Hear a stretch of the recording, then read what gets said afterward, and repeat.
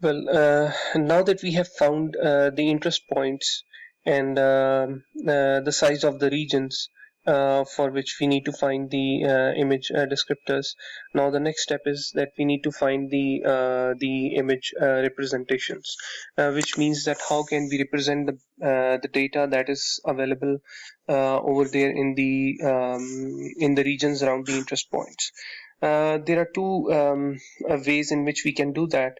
The first thing is that we can capture some templates, which means that probably we can use the raw image data and save it as a template and use it for matching later on.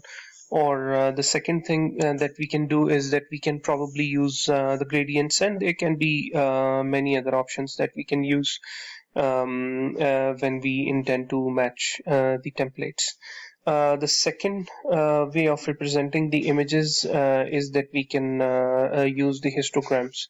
So basically, we can find the color descriptors, the texture descriptors, the SIFT descriptors, or any other way in which we can find descriptors related to the images or the image regions, and then we basically use it for the representation of data in the images. So now I'm going to show you the ways in which we can do that. For example, over here we have a figure on the right hand side, and on the left hand side we have the histogram that is corresponding to the figure on the right hand side. Now this is a global histogram, and by global histogram what we mean is that we have taken the histogram of the entire image in this case. Well, if we aim for some other types of histograms, for example, intensity might not be the only way in which we can find the features in an image. There can be some other ways. So generically, let's say that we have two different features over here, the feature one and feature two. So we basically, this is our feature space. This is a two-dimensional space because we have two features over here. If we have three image features for the representation of data in the images, we'll have a three-dimensional feature space. If we have four different features, we'll be having four-dimensional feature space, and so on. So for simplicity over here, we are just assuming that we have a two-dimensional feature space, and this is how the points are distributed. So there are several ways we can construct a marginal histogram in which we basically fix the bins corresponding to one particular feature, and we don't fix any specific bin for the second feature. We only take the continuous values of those features.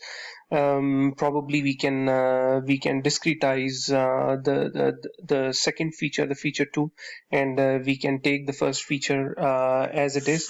Now this is a marginal histogram because in this case we are basically constructing the histogram of only one feature in the images.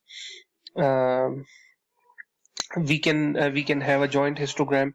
Now, if we want to construct a joint histogram, of course, we will need to discretize the feature space with respect to both the features, the feature one and feature two, and then we need to put every single feature in the bin to which it belongs to, and it can simply be obtained by calculating the feature centers initially, and then calculating the difference between the actual feature value and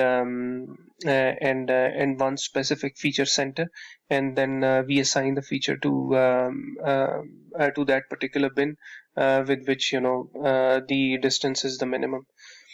This is what we can do now. This is a case where we have we don't have any adaptive nature of the data. For example, we are uniformly distributing this feature space into different bins, where each bin has the same size.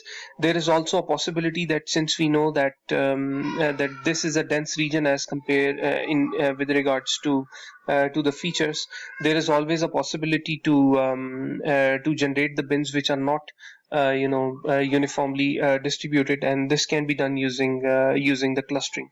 So we basically we decide how many clusters do we need, and based upon those number of clusters we assign cluster centers initially, and then we converge based upon the number of points and the value of the points that are corresponding to that particular cluster.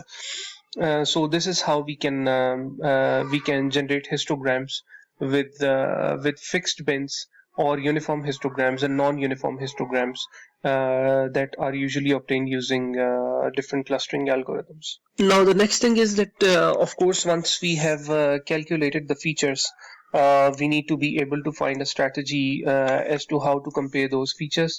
So there can be several ways of doing this. So we basically, if we have the histogram based features, we need to compute the distance between two different histograms. So this is one formula that can be used if we want to compare two different histograms. Then this is called as the histogram intersection. Assuming that, of course, the histograms are normalized, there are some other ways of calculating the distances between two histograms. For example, this is the chi-square Mayer for matching or for calculating the distance between two different histograms. There are some other ways also. For example, we can do the Kullback-Leibler distance estimation. We can go for the Bhattacharya based distance matrix between two different histograms. There are several ways or different metrics that can be used to compare different histograms. Now, of course, there are some implementation issues that we need to look into. So as far as the quantization is concerned, we can use the grids, which means uniform distribution of the feature spaces, as we have seen in this particular slide, that every box is of the same size. So this is what we can do. But it gives a fast implementation. But the problem is that if you want to obtain the joint histograms like this, then it is practical only once we are working with very few dimensions, or the number of features that we have are very less. So we have low dimensional feature space. Well, clustering is a method which is slower as compared to the computation of grids, because we know that the computation of grids is straightforward. If we want to perform clustering, the clusters have to be learned with the data, so obviously it is slower. But the good thing about clustering is that it is very easy to perform quantization of the space if the dimensions are very high.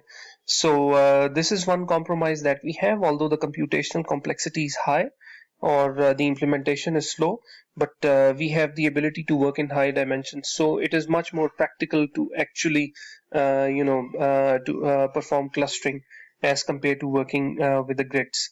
Here is a comparison. Once we have a few bins, we need less data, and obviously we have a coarse approximation or a coarse representation of the data. For example, over here we have 1, 2, 3, 4, 5, 6, 7.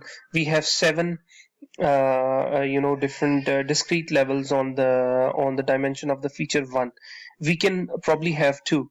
But then the implementation or the description of the content in the images will be very coarse. We cannot have a fine description of the object. Then as far as the matching is concerned, we can use histogram intersection. Euclidean maybe faster. Chi-square works better as compared to the other Mayers. There are some more advanced Mayers. Like I already told you, the Kullback-Leibler estimation, the Bhattacharya based distance, but they all have their own pros and cons.